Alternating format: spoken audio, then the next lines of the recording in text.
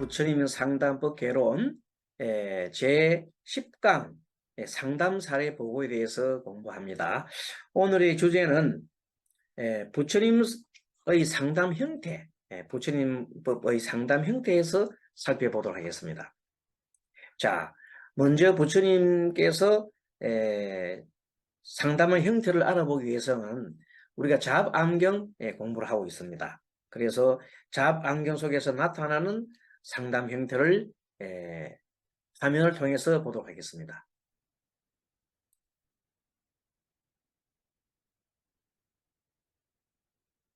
부처님께서 상담을 한 내용을 현대의 그 기준에 맞게 보면은 개별문답, 개별교설, 대중문답, 대중교설, 동료상담, 집단상담, 슈퍼비전 이렇게 7가지로 나눠볼 수 있습니다. 총 잡안경에 1362개가 있는데 이 중에서 가장 많이 눈에 띄는 것이 개별문답이지요. 그리고 대중교설을 볼 수 있습니다. 자, 개별문답이 뭔지, 개별교설이 뭔지, 대중문답이 뭔지, 동료상담이 뭔지, 집단상담이 뭔지, 슈퍼비전이 뭔지는 화면을 보면서 공부를 하도록 하겠습니다. 먼저 개별문답. 이 개별문답은 오늘날의 현대 상담에서 보면 개별 상담과 같은 내용입니다.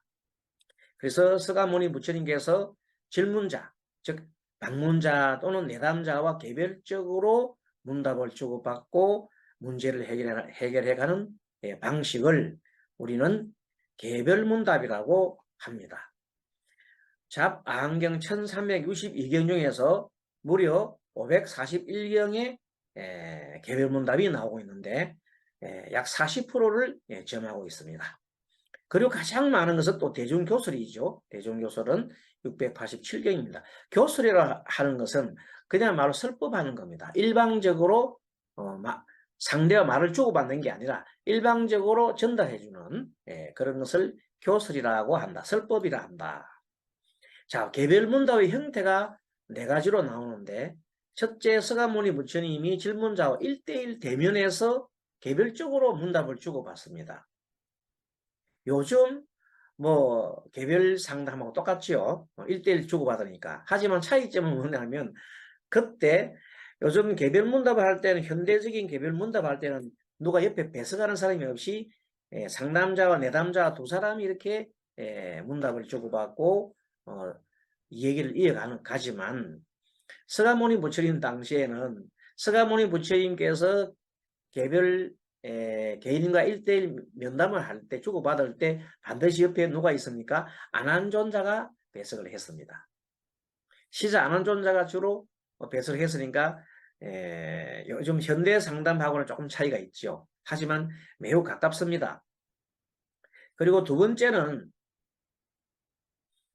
서가모니 부처님께서 질문자와 이 대면을 하면서 질문을 주고받는데 그때 많은 대중들이 보는 앞에서 이렇게 보는 문답을 주고받는 그런 경우가 있습니다.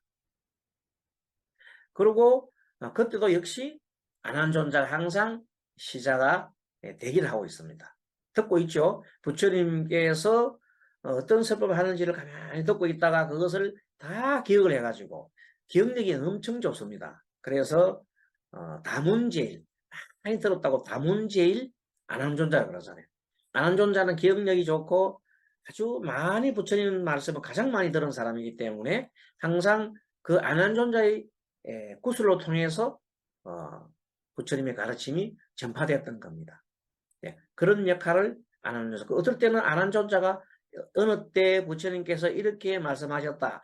여시아문하면서 그 스스로 부처님을 대신해서 설법하는 경우도 많이 나옵니다.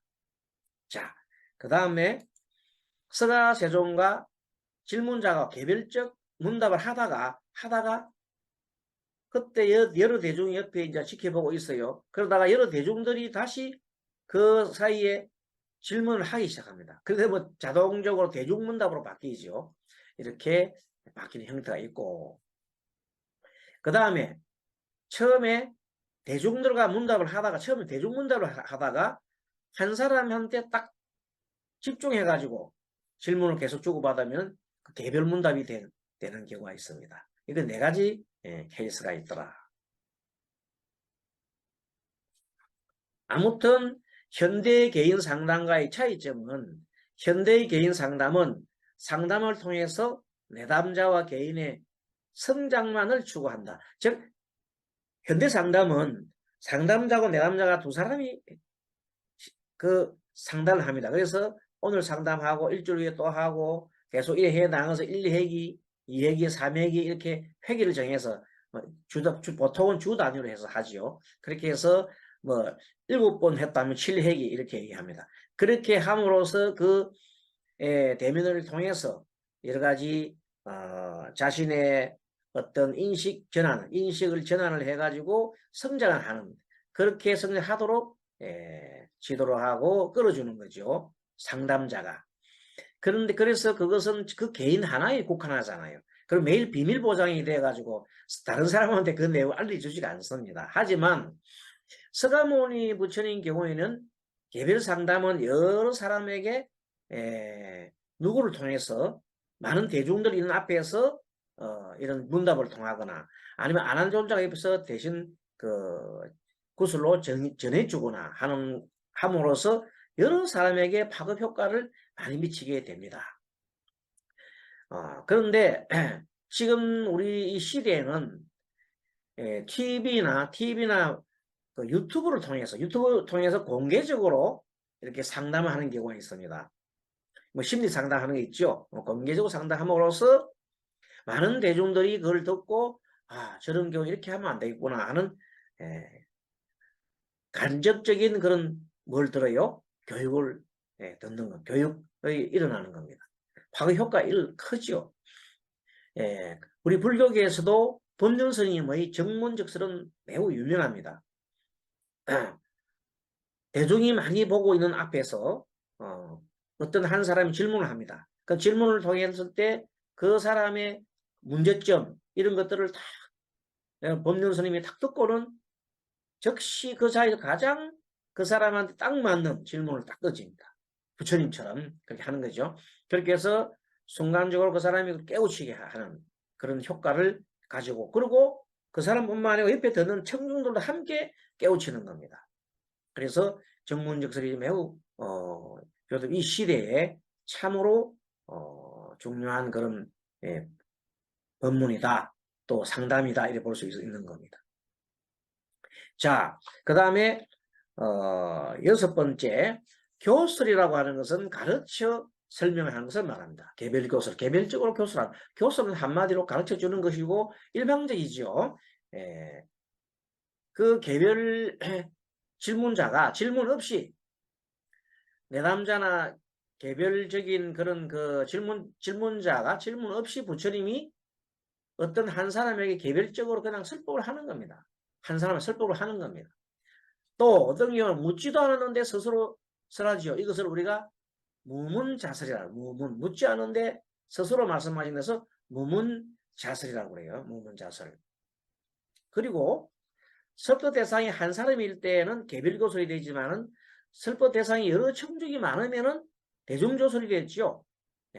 그래서 앞에 우리가 숫자로 봤을 때 대중교설이 687경이니까 가장 많습니다. 부처님께서 일반 대중한테 설법을 하는 것이 가장 많았다. 교설이 많았다. 이렇게 보면 되겠습니다.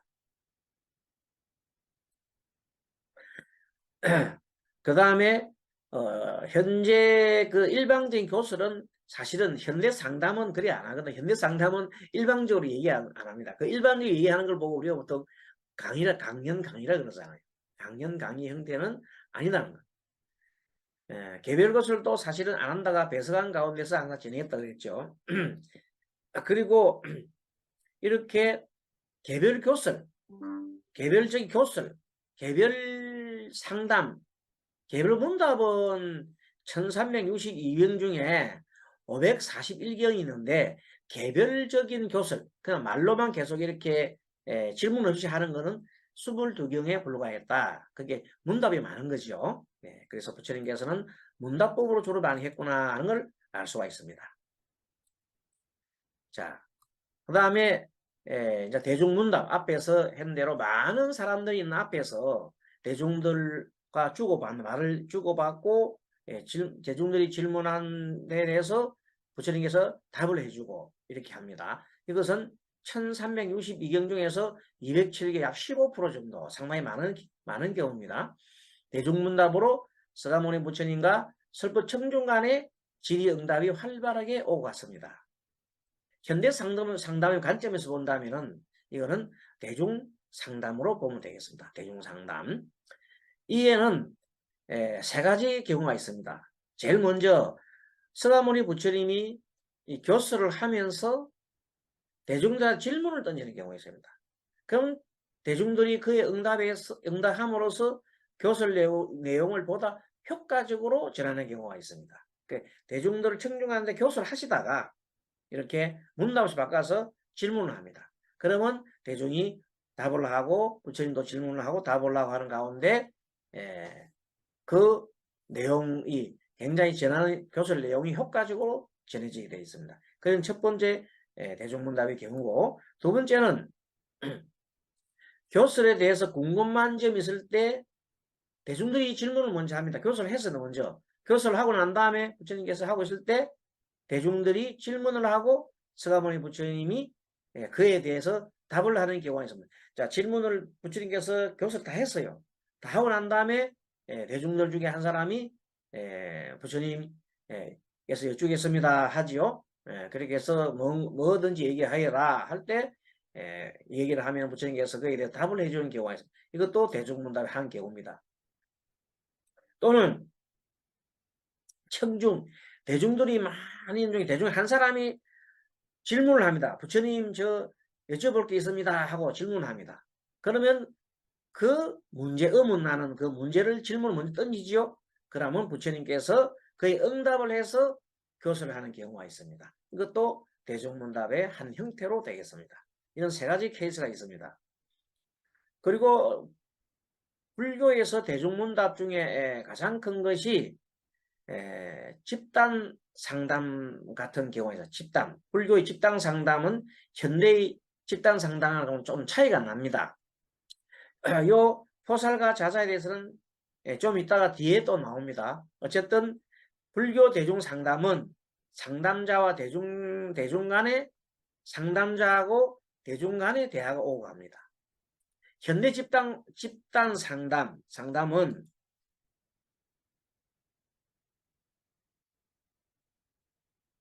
현대 집단 상담은 상담자와 내담자가 이렇게 대화가 있고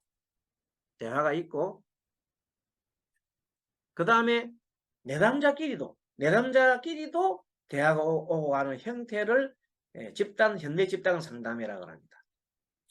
구성원 간의 역동을 통해서 성장을 도모한다. 이 내용도 조금 이따가 더 자세하게 설명드리겠습니다. 자, 대중문답의 경우를 보십시오. 자, 개인 상담은 상담자와 내담자 이렇게 서로 말을 주고받는 겁니다. 집단 상담은 그림에 보이듯이 내담자와 내담자가 이렇게 집단 상담을 이렇게 합니다. 그러면 내담자끼리도 상담을 하고 내담자와 상담자끼리도 이렇게 하는 경우, 이것이 현대 집단 상담의 형태입니다. 자, 보십시오. 현대 집단 상담에서는 상담자가 내담자에게 직접적인 영향을 주기보다는 그런데 이때 상담자가 내담자한테 직접적인 영향을 주고 그러지 않고 내담자 느끼는 점을 내담자가 상담자가 툭툭툭 질문을 던집니다. 질문을 툭툭 지금 어떤 느낌이 드시나요? 또는 어떤 생각이 드러나요? 이렇게 하면서 이런 얘기를 들으면 어떤 얘기가 드느냐고 하면서 한 사람이 얘기를 하면은 그 사람 얘기에 대해서 다른 사람이 내담자가 같이 그 사람에 대해서 말을 주고받습니다. 서로가 주고받습니다. 이렇게 함으로써 서로가 마음속에 있었던 여러 가지 번뇌나 이런 것들을 그들끼리 내담자끼리 서로가 소통하면서 풀어가는 그런 형태를 집단 상담이라고 합니다. 그리고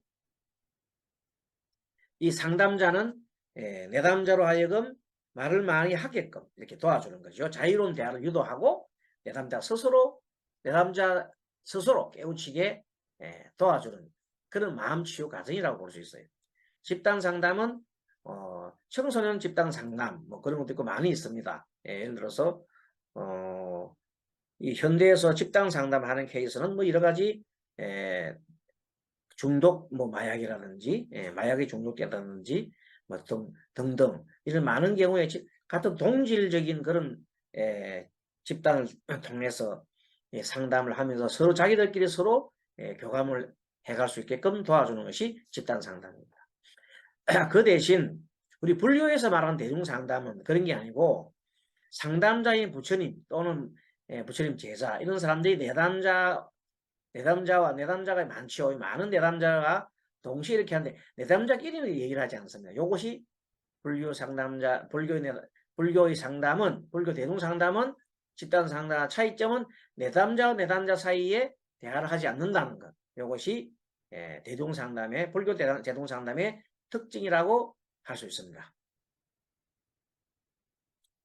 자, 그 다음에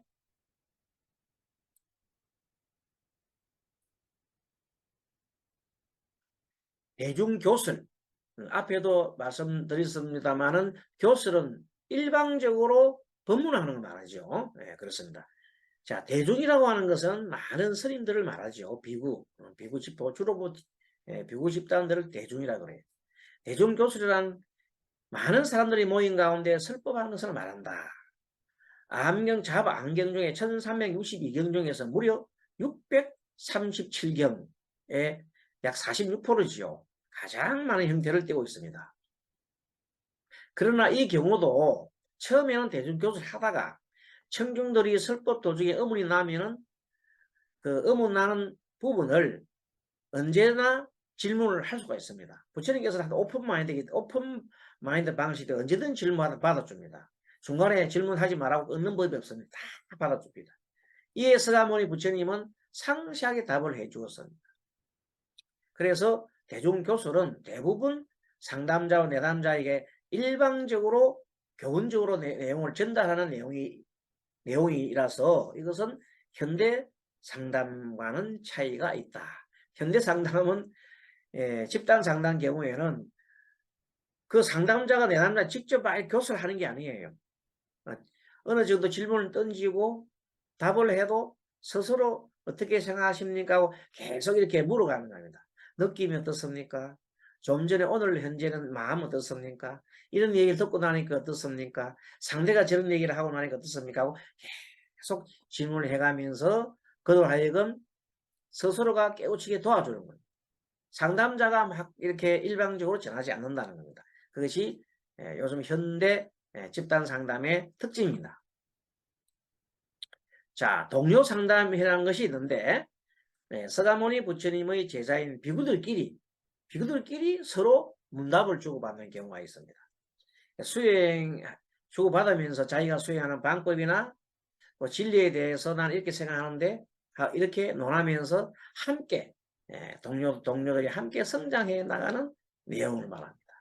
잡안경 중에서 1362기 중에 35경이 나타나고 있습니다. 보통 동료 상담을 할 경우에는 2명이 보통인데 2명을 초과하고 3명, 4명 되는 경우도 가끔 경연에서 보이고 있습니다. 현대 동료 상담은 어떻냐 하면 비슷한 연령, 경험도 유사한 경험을 하는 경우에 가치관을 지닌 청소년이 일정한 훈련을 받은 뒤에 자신의 경험을 또래 청소년들한테 얘기를 해줍니다. 그래서 그들이 문제를 해결하고 도움을 주어서 동료 청소년들이 성장하는데 돕는 그런 상담법을 동료 상담이라고 합니다.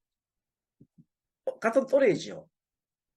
뭐 예를 들어서 어떤 사람이 비행 청소년이 내가 이런 처음에 이렇게 비행 청소년이었는데 내가 이런 과정을 겪어서 나는 이렇게 이제 착하게 이렇게 살게 되었다고 자기의 경험을 쭉 얘기하면 비행 청소년 같은 사람 모아놓고 얘기를 하는 겁니다. 그러면 그 애들이 같은 그 유사한 경험을 한 그런 가치관을 가진 청소년들이 이렇게 얘기하니까 자기 지금 가장 가슴이 와닿잖아요. 그래서 선생님이 하는 것보다도 오히려 효과가 큰 경우가 있습니다.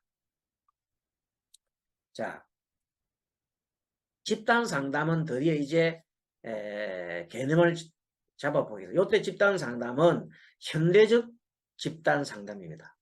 생활 과정의 문제를 해결하고 더욱 바람직한 성장 발달을 위하여 전문적인 훈련된 상담자, 상담자는 전문적 훈련이 되어 있습니다.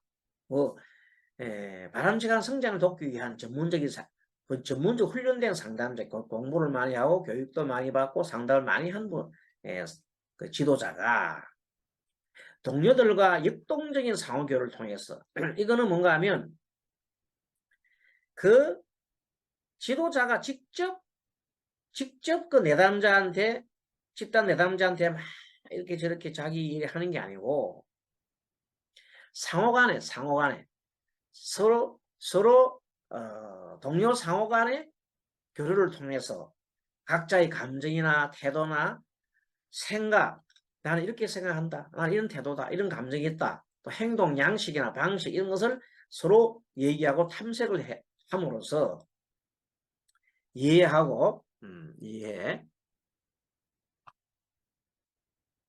이해하고 더욱 성숙된 수준으로 향상시키는 과정을 우리가 집단 상담이라고 합니다. 집단 상담.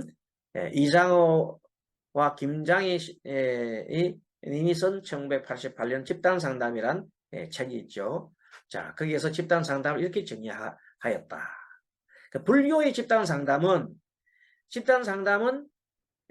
상당히 현대의 집단 상담과 불교의 집단 상담이라고 할 수 있는 포살과 자자는 매우 유사합니다.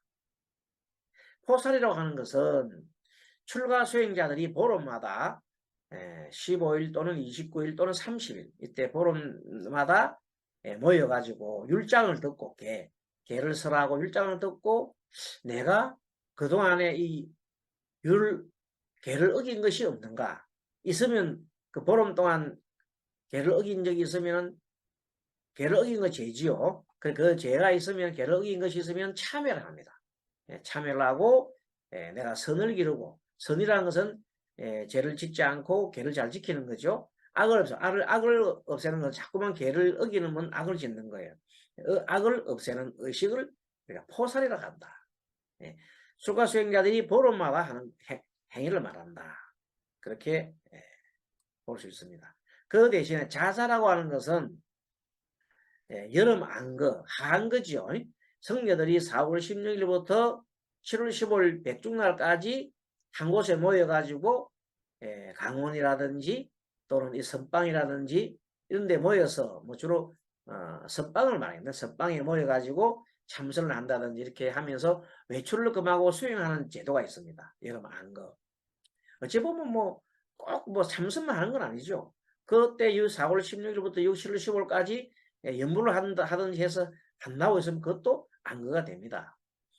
마지막 날 같이 공부하던 수행자들이 모여가지고 어떤 문, 의 이런 3사를 가지고 그동안 지은 죄를 고백합니다. 고백하고 참여 행사에 포살은 보름마다 하는 것이고 자사는 한것 동안에 수행자들이 했던 내용들 그걸 가지고 참여하고 하는 겁니다. 자, 비구들은 포살과 자자에 참여하여 자신의 수행 정도를 점검을 하고 또 수행하는 태도를 반성하고 풀지 못한 의문에 대해서 서로 질문을 해갑니다. 마치 집단 상담에 똑같습니다. 답을 해 나갑니다. 그래서 포살과 자자에는 비구들뿐만 아니고 서가모니 부처님이 직접 몸소 참가하기도 했습니다. 이것은 참으로 굉장히 수준 높은 집단 상담이 되는 거죠. 특히 자자는 현대 집단 상담보다도 한층 성숙이 된 형태입니다. 즉 현대 집단 상담과 달리 그저 느낀 점을 피드백해 달라는 것에 그치지 않고 자신의 죄와 허물을 지적해 달라고 합니다. 부처님께서 먼저 이렇게 얘기합니다. 벗이여, 내가 그동안에 이 한거 동안에 아니면 포살 포살 동안에 내가 죄와 허물을 있으면은 지적을 해달라 얘기합니다. 그러면 누구한테 얘기를 하면 전혀 그런 허물과 죄가 없습니다 하고 이렇게 얘기를 해줍니다. 그런 식으로 내가 죄를 어긴 적이 있느냐, 죄의 어긴 적이 없습니다.